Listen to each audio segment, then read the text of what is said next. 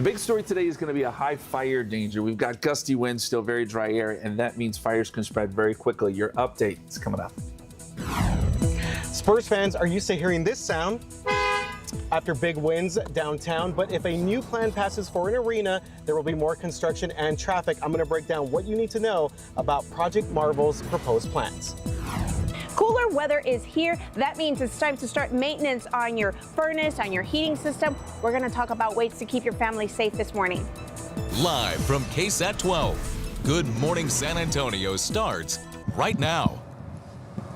All right, good morning to everyone out there. We are off to a chilly start. We're hanging out on the roof this morning, Jeff. I'm RJ Marcus. Yes, and I'm Daphne Gray. And hey, it is a bit chilly outside, but it's fine because Justin finally put a jacket on. We kind of shamed him a little bit into putting on a jacket. It's a little wrinkled because it's been in my drawer at work. But well, at least you got it out, though. I do have a jacket, and so we're live out in the elements, and I got my thermometer here. It says that we are sitting at 63 on the roof. Okay. Chilly start. Yeah, the airport's officially reporting 58. So it is a little chilly out here. We got some winds, but this is nothing compared to what we're going to see tomorrow. So be prepared for some pretty chilly temperatures. Have your jackets ready, unlike me.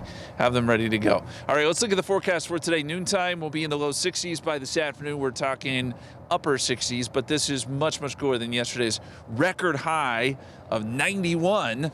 And winds will be gusty all day long. That fire danger is significant, as we said off the top of the show. Extreme fire danger this afternoon with dry air and gusty winds. All right, thank you very much, Justin. Real quick look at our traffic right now. Inbound drive times looking pretty good across the city. At last check, a lot of green on our screen there, but we're going to go ahead and keep you updated on the situation downtown. Of course, we have got ongoing construction taking place from Martin, I-35 North, all the way to McCullough, so we will continue to keep an eye on that situation. Let's check in on drive cam right now. Alex Gomez on the roads for us on this Wednesday morning. I'm sure he's got the heater cranked up. Alex, how are we looking out there? Morning and happy hump day. Well, I just left the northeast side and there is no construction in the area. It was beautiful. I-35 is really moving, full speed limit on that side of town, RJ.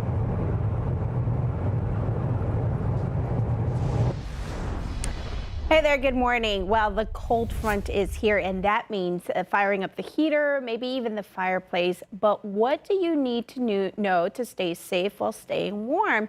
Here's what an HVAC technician says: making sure that smoke and carbon monoxide detectors are working properly. And he adds that changing out your air filter once a month will also help your HVAC system not overwork itself. And in South Texas, we don't often use heaters, but there's a few things that you need to look out for when kicking it on for the very first time in several months. This time of year, when things start to cool down, what are some of the more common calls that you guys experience? Some of the most common calls is a smell, an odd smell. Can you describe it? What would be odd? I would say a burning smell, something that smells out of the ordinary. So if it didn't smell like that in the past.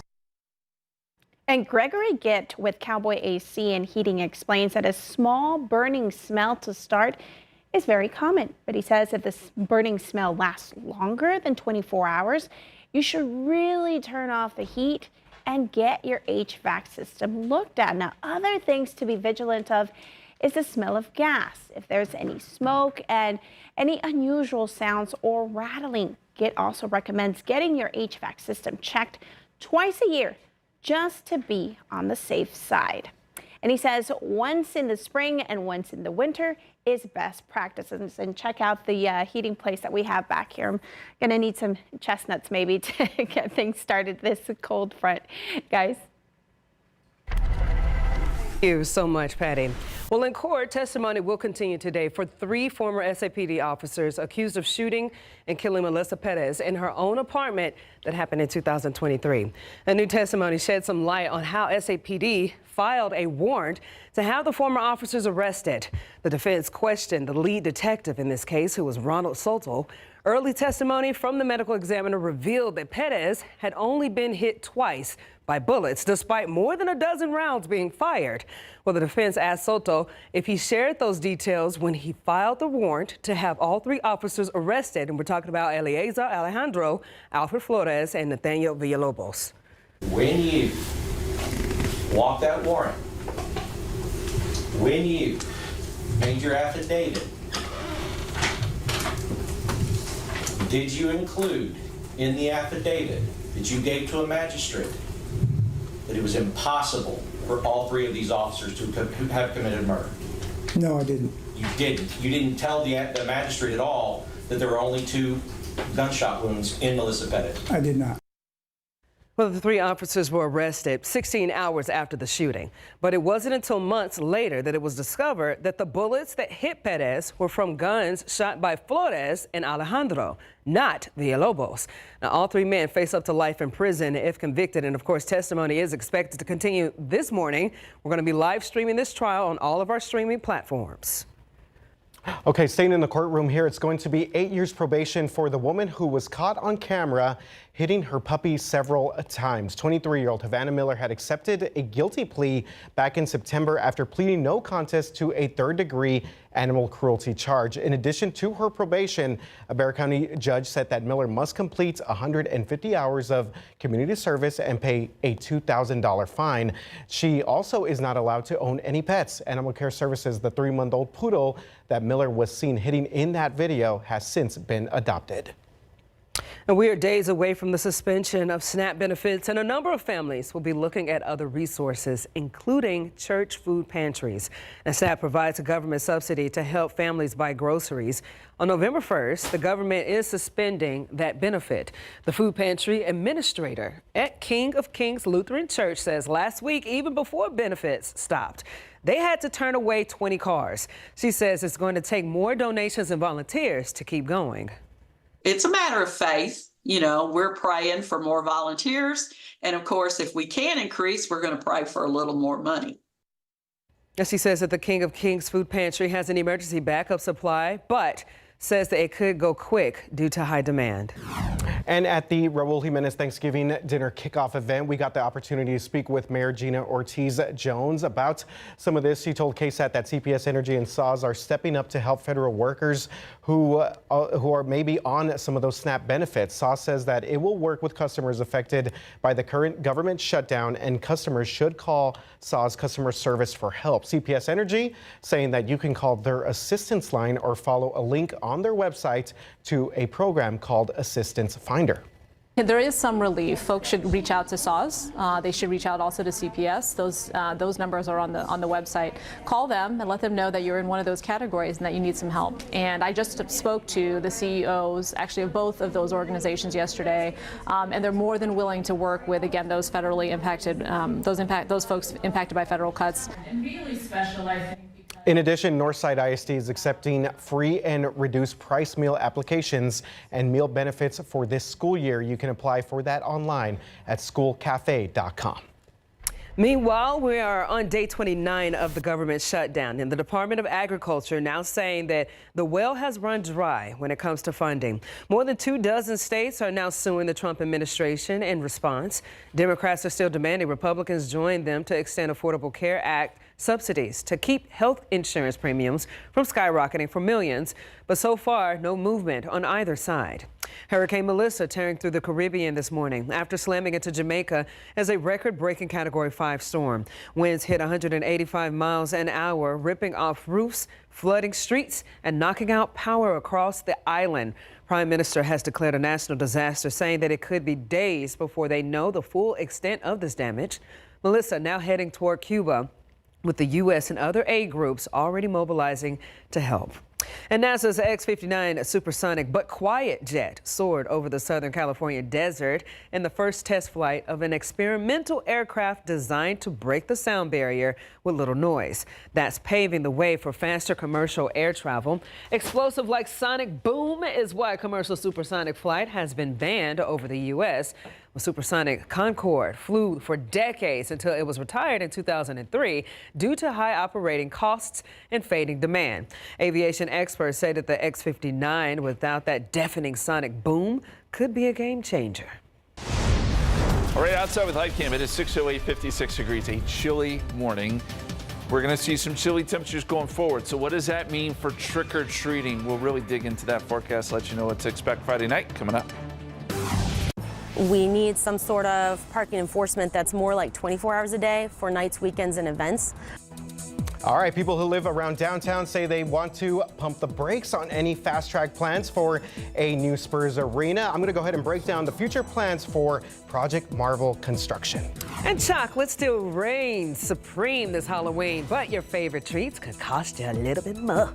The gummy worms to the great candy corn debate. We have the sweet trends and price hikes making this year's haul a little less sugar-coated. We're starting to see shopping look a lot different now. And ChatGPT isn't just answering questions anymore, it's actually opening a store. How PayPal and OpenAI are teaming up to turn your chat into a checkout. Welcome back, 6:13 right now. Well, this is one of the biggest questions when it comes to plans for not only Project Marvel, but a Spurs arena downtown. What will the traffic and construction look like in the next 5 to 10 years? There we go, traffic and construction. Well, I did some digging to see what drivers, neighbors, and visitors could see if the Spurs arena and Project Marvel ultimately gets the green light. If there's a new NBA arena, we're going to need certain construction to be completed before or when it opens. Melissa Stendal is the president of the Lavaca Neighborhood Association, one of many neighborhoods that would be directly impacted by a new downtown arena.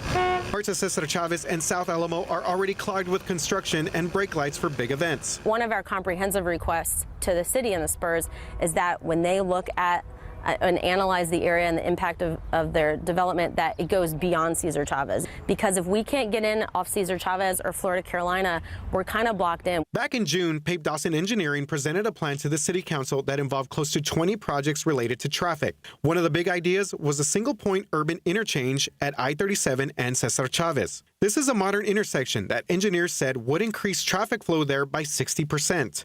There's also plans for a new parking garage near the Alamo Dome and adding thousands of spaces within walking distance of the arena site. VIA is also set to break ground on its green and silver lines that will be dedicated lanes to get people in and out of downtown. But residents being able to park in their own neighborhoods is one of Melissa's major concerns. City Planner's Office has engaged with us to work on that residential parking permit, some sort of program. If barricade management continues, which we do probably want at certain key locations, is there like a more permanent solution where they can come up and down from the ground? It's all part of a traffic puzzle that could transform downtown and, yes, lead to more of this construction and delays. I also want to see the thriving mixed-use concept, right? A variety of activities and services for people shopping, not just eating, but also shopping, pet care, medical care, like things like that, so that people can live and work here as well as have fun.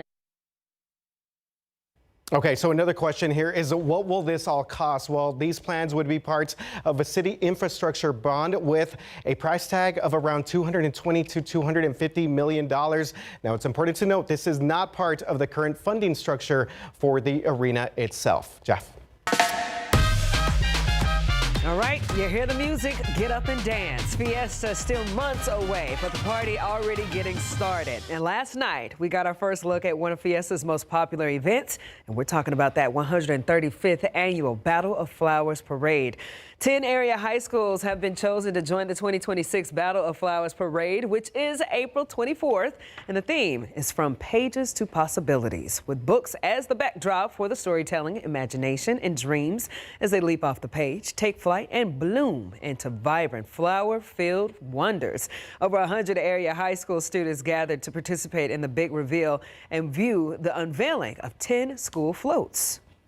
It's such a unique opportunity to just come and enjoy with the community, with people like-minded like me, and just share and express all the feelings that I have for my school. So they also unveiled the 2026 Battle of Flowers medal last night, and it will feature an open storybook with butterflies coming off of the page. Talk about beauty and creativity, RJ.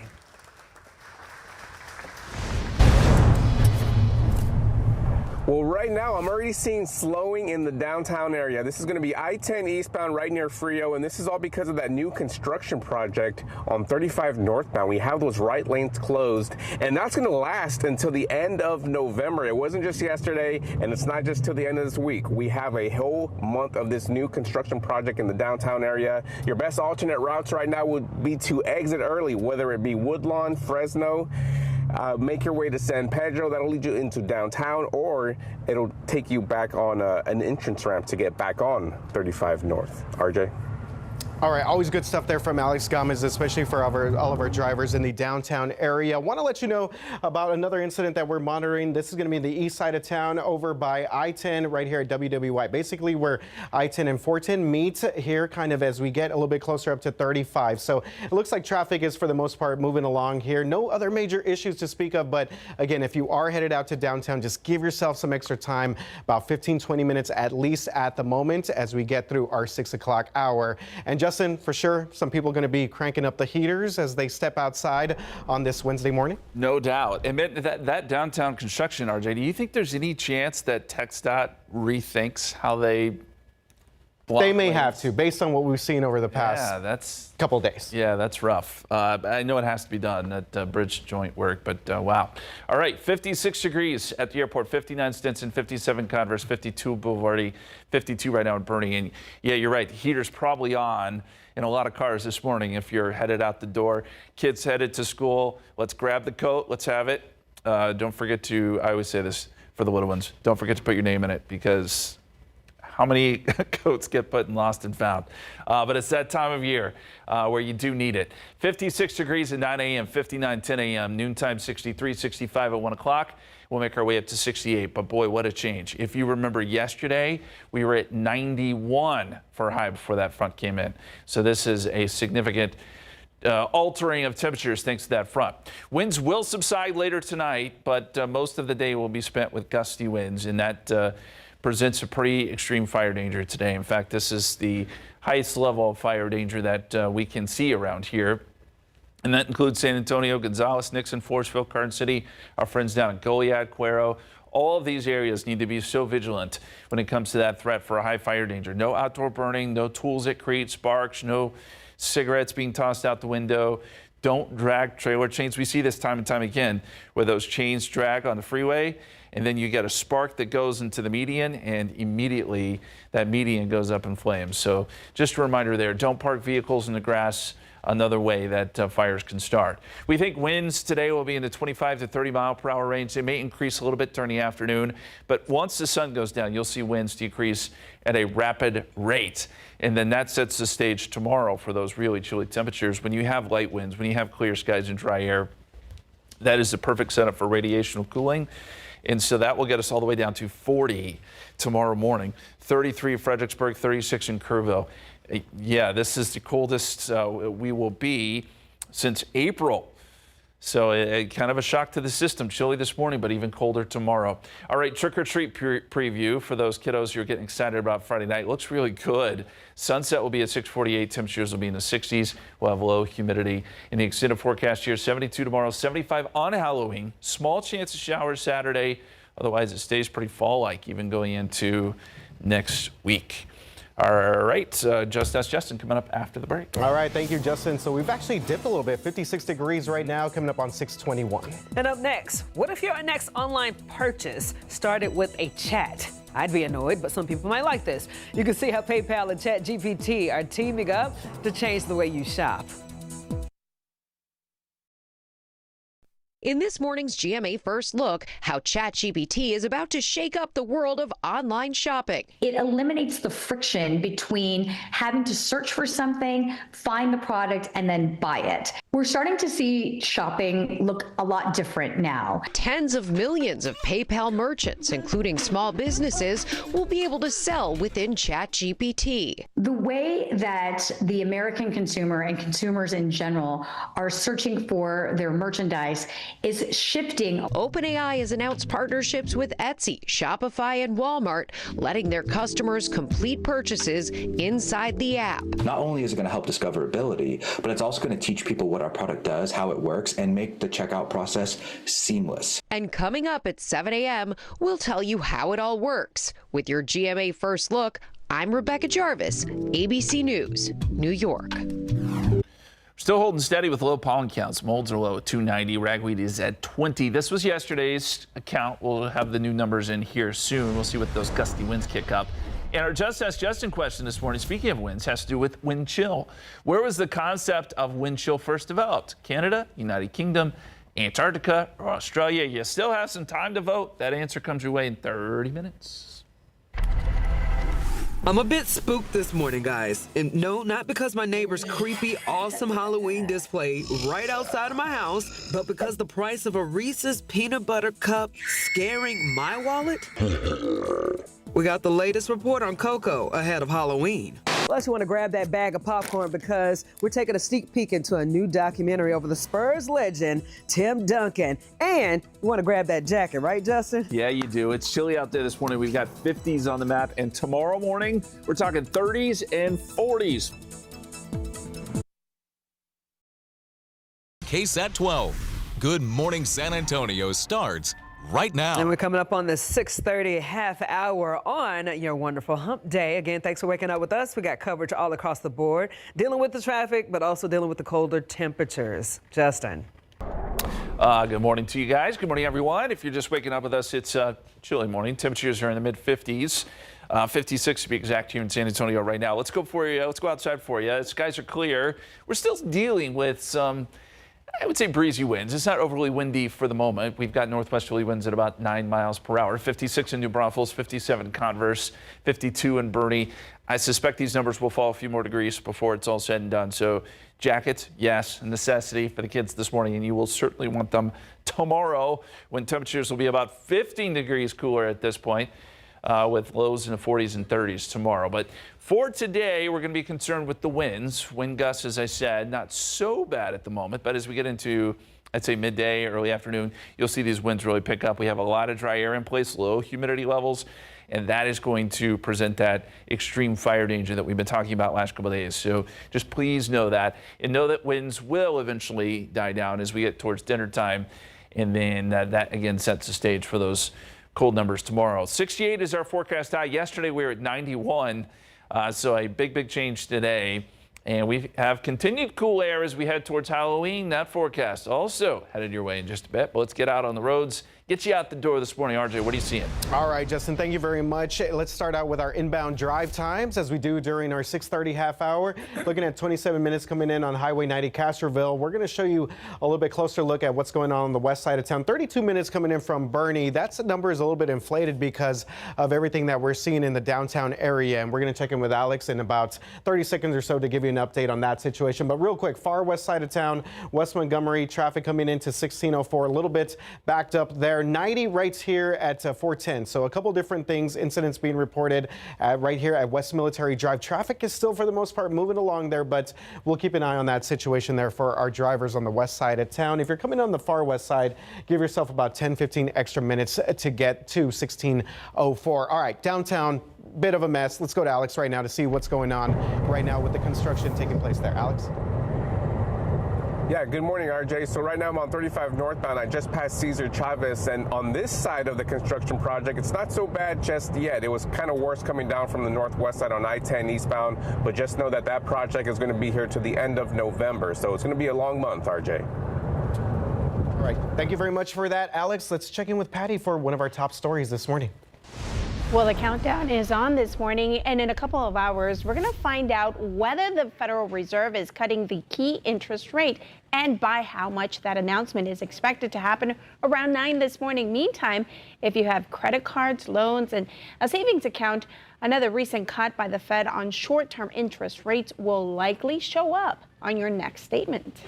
In September, the Fed announced a quarter-point interest rate cut. But what does that mean for you? Can you save a little more money? First up, credit cards. If you carry a balance, expect a slightly lower interest rate. Ted Rosman with Bankrate says you might not notice it on your first monthly statement. If you have the average debt load, which is more than $6,000, if you're making minimum payments, that monthly minimum payment changes by $1 a month. Credit card rates are so high that honestly, even if that rate fell 2 or 3 points, which could take years, it would still be high cost debt.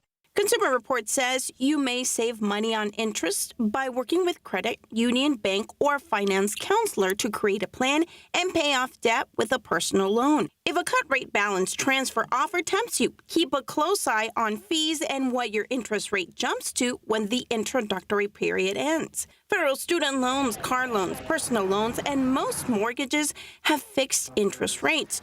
You're locked in. and those won't change unless you refinance. However, if you plan to take out a new loan, the rate cut could help new borrowers. If you're shopping for a car, expect a marginally lower rate. It's not going to be a huge difference. Like if the average new car loan goes from 7.2 to 7%, I mean, you're only saving a few bucks a month. After a Fed cut, the interest rate on your savings account will usually dip too, but that's not always the case because of stiff competition amongst banks. Right now, we are seeing some competition for deposits, which is a good thing for consumers. Did you know the top savings rates often from online banks are about 4.3%? Bottom line, for borrowers and savers, do a little homework and shop around. Even a small rate change can make a big difference over time. Guys. Thank you, Patty. Uvalde CISD has now released thousands of more documents related to the Robb Elementary School shooting that happened in 2022. Now, that is more than 45,000 pages to be exact. And that includes the safety and security meeting notices and personnel files. Our team is reading through the documents and breaking down all of the information that you can head to KSAT.com to learn what we know so far. And this morning, a man is dead as the result of an apparent love triangle. Let's tell you some of the details here. This all happened at the Starlight Motel on Fredericksburg Road yesterday, not far from Vance Jackson and I-10. That's where San Antonio police say the man was in an argument with the mother of his children and her new boyfriend. At some point during that fight, the man was shot twice in the chest. He was taken to the hospital where he was later pronounced dead. We also know that 3 people were taken in for questioning. And we also want to remind you, if you or someone you know is in a domestic violence situation, please get help. You can scan the QR code that you see on your screen, and it'll take you to a full list of free resources on our website.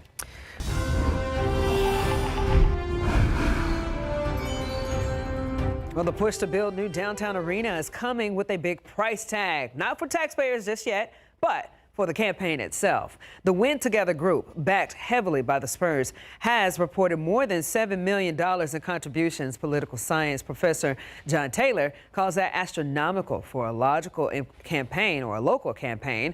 Most of that money coming straight from the team through checks and advertising support.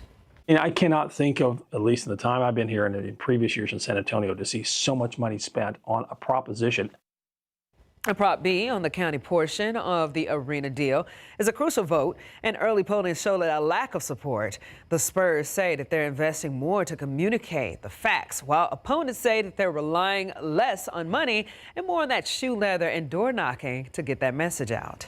We've done so much shoe leather, block walking and phone banking, talking to people all over town. I think that's much more effective than spending money on ads. Now, John Taylor suggested that the Spurs will really need to get out to vote. Coincidentally, at a rally last night, they arranged for trolley rides to poll sites. You got a few more days to vote early in Bexar County. 88,000 people have already done so far. And of course, you got that last day to early vote, October 31st, which is this Friday. You got a couple of days to get it done. Polls will be back open from 7 a.m. to 7 p.m. Let's take a look at some of your morning headlines, and we have new fallout from that major NBA gambling scandal that is now rippling into college sports. The NCAA is now hitting pause on a rule that would have let athletes or student athletes bet on pro games. Now, this all comes as court records show that Miami Heat player Terry Rozier was facing an $8 million tax lien when he allegedly took part in a betting scheme, and the man accused of supplying high-tech X-ray poker tables linked to a mafia operation just pleaded not guilty. Okay, tragic story here out of North Carolina. This morning, police are investigating the deaths of 4 children. Authorities say that their 38-year-old father is now charged with their murders. Officials say the suspect called 911 Monday, claiming that he had killed his own children. When police arrived, they say that the suspect told him that his 3 biological children and 1 stepchild were dead inside the trunk of a car. The children were ages 6, 9, 10, and 18 years old. Another child, a 3-year-old, was alive inside the home. Authorities believe the 4 children have been dead since May the 1st. Okay, switching gears here. President Donald Trump is in South Korea meeting with the country's leader as a trade deal appears to be becoming more elusive. The main issue here is Trump's demand for South Korea to invest $350 billion into the U.S. Korean officials prefer loans and guarantees instead of direct cash, fearing economic destabilization. Meanwhile, South Korea faces a 25% tariff on automobiles, putting them at a disadvantage compared to Japanese and European competitors. Earlier today, President Trump was presented, though, with South Korea's highest honor for his efforts to fulfill peace on the Korean peninsula. Okay, back here at home, pretty cool moments here. On Tuesday night, audiences at the Austin Film Festival got a first look at a brand new documentary on the man right there, Spurs legend Tim Duncan. The film's world premiere was held at the Bullock Museum, that's the IMAX Theater, and featured appearances from former Spurs Manu Ginobili and Fabrizio Oberto. Ginobili, who was featured in the film, said that he was excited to learn about Timmy's upbringing in the island of St. Croix. Where you grew up, on your surroundings, that is such an important age of being a kid, pre-teen or teenager, really shapes you. So I'm very curious to see that side of him. Always good to see Manu. While the director of the film is Tim Duncan's older brother. You see him right there in the middle. That is Scott Duncan. He said that he hopes to screen the documentary in more festivals and also in their home island of St. Croix. The film does not yet have a wide release date. All right, 6:40, 56 degrees outside. Are you hoping for some more rain? We have a small window for some showers as we get into the weekend. I'll explain when and where we might see some of that activity coming up. All right, thank you very much for that, Justin. Taking a look at your traffic on the northeast side, and hey, a sigh of relief here because traffic is looking good right here for all of our drivers that are coming from Roy Richard down to the Live Oak area. We're going to check in on the northwest side coming up in just a little bit. Sales of chocolate and candy for the Halloween season will grow by about 3% this year. And this Halloween, we got the scariest surprise isn't in your candy bag, but on it. Up next, why is the price tag and which type of candy could save you a few bucks?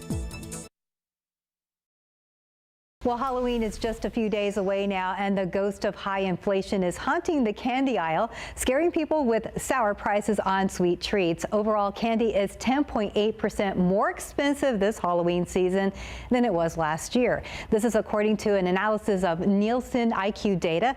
Ivan Rodriguez takes a look at why the cost of candy is looking a little scary this year. Ivan? Stephanie, this Halloween, your kid's trick-or-treat bag may be filled with packages of tangy gummies, riding off a high last year. Also, a lot of pumpkin spice-filled anything.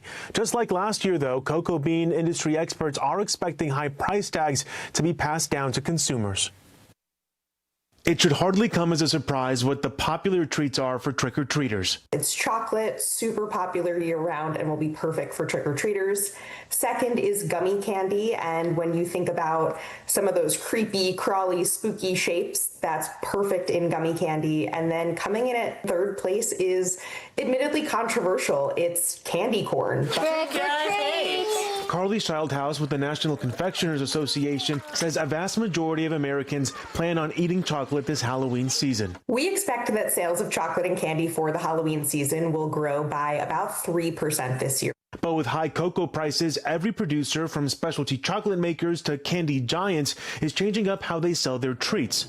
For consumers, this could mean less chocolate per package, higher prices, and less cocoa content, meaning less chocolatey chocolate compared to before. In terms of prices, Reese's Peanut Butter Cups saw an 8% increase in price compared to 2024. Hershey's Variety Packs, 22%. Mars Variety Packs, 12%. Last year alone, Americans shelled out $7.4 billion in Halloween chocolate and candy sales, a 2.2% increase from 2023, according to the National Confectioners Association. And that enthusiasm isn't going anywhere. Even as people may face some challenging economic times, they are leaving room in their budgets for chocolate and candy.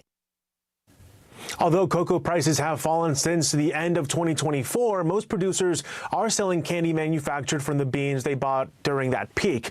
Costs in other sectors such as energy and packaging have also driven up costs. Stephanie?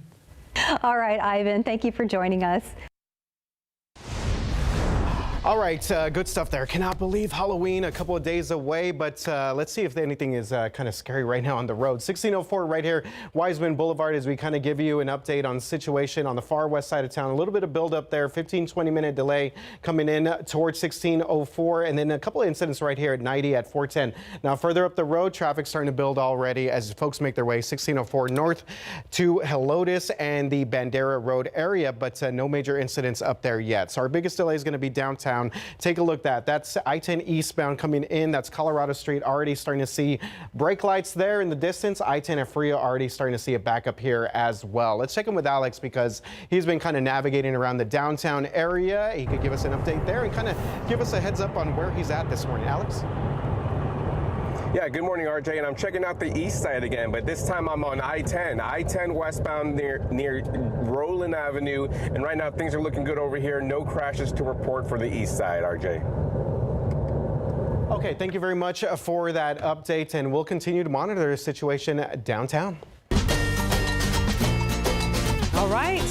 This right here is for anyone who wasn't able to make it out to Mortals Fest this past weekend. We got a special rebroadcast of the event happening tonight, October the 29th. Check your calendar. It's at 8 p.m. and it will be filled with so many different stories behind the altars, musical performances, and processions, and so much more. So please do not miss it if you want to join the fun of this year. Okay, this is a graphic we've shown a lot, but I think it's worth showing again because it is important. Fire danger today is at extreme levels. So you have low, moderate, high, very high, and extreme. We are in the extreme category. This red color you see here. San Antonio, New Braunfels, Seguin, Gonzales, Nixon, Karn City, Goliad, all included within this area, and it's because we will have gusty winds, low humidity, a perfect combination to create some fast-moving fires. What could start those? Well, you know, outdoor burning is notorious for getting some of these fires started. Tools that create sparks. You don't want to toss cigarettes out the window. You don't want to drag chains. You don't want to park your vehicle on the grass. Any of these can just create that one little spark that can cause a fire that can spread so very quickly. So those are things we want to avoid today. And again, it all has to do with the winds. We'll get some winds building this morning. Right now, they're not too bad, but some gusts 25 to 30 mid-morning. And I think midday into early afternoon, we could be looking at gusts 30 to 35 before winds begin to subside tonight, and then they actually go calm by tomorrow morning. But it's this afternoon where we get the wind and that low humidity combining for that extreme fire danger. Right now, temperatures are at 56, 57 Converse, 56 Seguin, 52 Bernie, 52 Comfort. It is jacket weather. That front came through and it meant business yesterday, so please know it will be very chilly this morning. 61 at 11 o'clock, 63 noontime, and we only make it up to 68 degrees today. Look for those winds to subside around dinner time. And then as we get into tomorrow morning, down to 40 here in San Antonio, 33 Fredericksburg, 36 in Kerrville. So even colder tomorrow. Jackets, no doubt, on your Thursday morning. You'll probably want them Friday morning, too. So it is finally feeling like fall out there. Let me show you the long-term forecast very quickly. This low is the one that brought us the cooler air, but we've got another one behind that. It doesn't slide in, though, until Saturday. And it's at that point that we have maybe a bit more cloud cover and just an outside chance for a shower or two, mainly east of I-35 during the day on Saturday. Rain chances are only at 20%. That is our only rain chance in the forecast. Otherwise, 72 tomorrow, 75 for Halloween. Right now, trick-or-treating forecast calls for temperatures in the 60s. Should be good. Fall back Sunday and more great weather next week. All right, our Just Ask Justin question this morning with the winds in mind. I wanted to know, where was the concept of wind chill first developed? Was it Canada, UK, Antarctica, or Australia? The votes are in, and over half say Antarctica. It has to be Antarctica. You think so? I trust the viewers. I do too. Yes, our amazing viewers. I want to go Australia, but no, I'm going to stick. You know, no one lives in Antarctica, right? Well, I might. Yes, it is Antarctica. Our viewers, per usual, are correct. Paul Sipple and Charles Passel developed the first wind chill index during a U.S. Antarctic Service expedition from 1939 to 1941. That sounds cold. All right, Justin, thank you. 6:51 right now, 6:56 outside. All right, PayPal and OpenAI are changing the way that you shop online, buy and sell right inside all of ChatGPT. We're going to tell you how all of this is going to work coming up on GMSA Plus in about 10 minutes or so.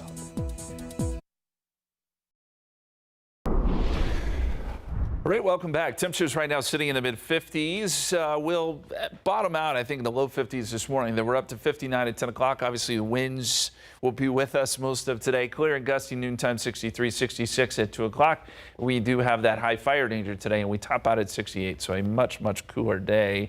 Extended forecast, 72 tomorrow. Note that we start off at 40 on your Thursday.